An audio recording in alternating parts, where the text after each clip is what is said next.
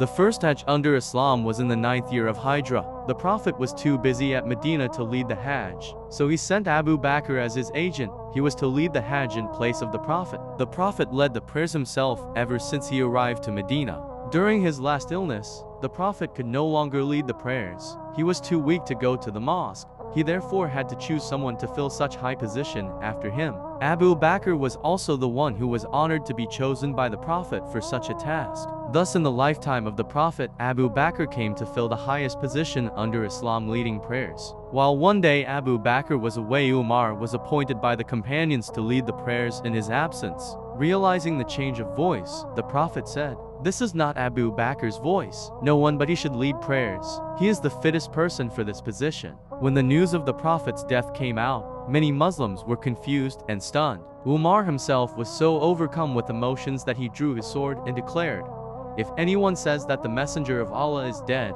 I will cut off his head." Muslims stayed in such state until Abu Bakr arrived and gave his famous address, "O people, if anyone among you worship Muhammad, let him know that Muhammad is dead. But those who worshipped Allah, let them know that he lives and will never die." Let all of us recall the words of the Quran. It says, "Muhammad is only a messenger of Allah. There have been messengers before him.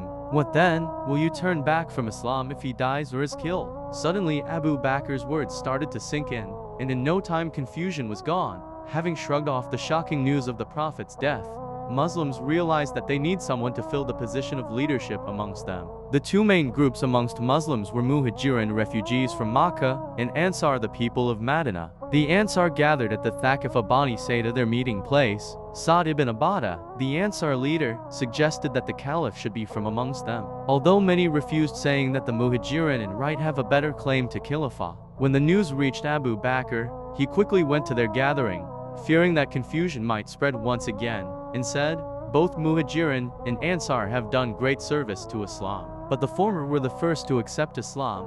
They were always very close to the Messenger of Allah. So, O Ansar, let the Caliph be from amongst them."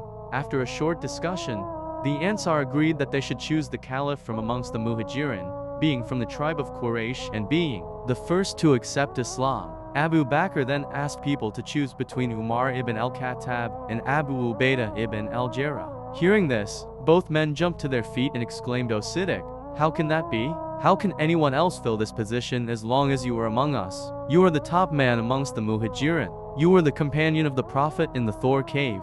You led prayers in his place during his last illness. Prayer is the foremost thing in Islam. With all these qualifications, you are the fittest person to be the successor of the Holy Prophet. Hold out your hand that we may pledge loyalty to you." But Abu Bakr did not stretch out his hand. Umar saw that the delay might lead to the reopening of the disagreements, so he himself took Abu Bakr's hand out and pledged loyalty to him. Others followed by example, and Abu Bakr became the first caliph by general consent of the Muslims. In the next day, Abu Bakr addressed the gathering of Muslims in the Prophet's mosque, urging them to continue their path as true Muslims and to give him loyalty and support as long as he is obeying the commands of Allah and his messenger. Ali, along with some of his relatives, delayed their pledge of loyalty to Abu Bakr for 6 months after a difference of opinion with the caliph due to the right of inheritance of the Prophet's land. Although both men respected each other, and Ali soon after the death of his wife Fatima gave the pledge of loyalty to Abu Bakr.